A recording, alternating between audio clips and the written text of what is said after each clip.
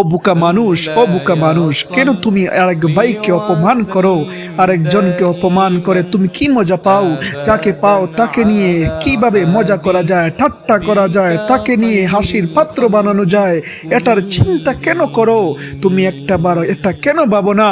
যাকে নিয়ে তুমি অপমান করছো, সে যদি এটা বলে ইয়া রব, সে আমাকে নিয়ে অপমান করছে, আমাকে নিয়ে সে মজা করছে, ঠাট্টা করছে, তুমি তাকে দেখে নিও, তাহলে তোমার কি হবে হে বন্ধু? কি হবে তোমার? এজন্য আমি বলি, আল্লাহর নবী বলেন, যে দুনিয়ার মধ্যে মানুষের দোষ গোপন রাখবে, আল্লাহ কিয়ামতের দিন তার দোষ গোপন রাখবেন। আল্লাহ বলেন, আল্লাহ মানুষকে এটা শিক্ষা দিয়েছেন, নবী মানুষকে এটা শিক্ষা দিয়েছেন যে তুমি মানুষের দোষ গোপন রাখো।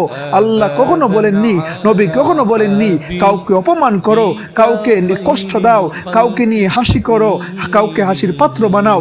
এটা কখনো ইসলামে বলা হয়নি। এজন্য তুমি যা করতেছো, তুমি একবার নিজেকে নিজে প্রশ্ন করিও, তুমি যে এটা করো, তুমি কেন করো, আর তোমার কিয়ামতের দিন কি যে হালত হবে।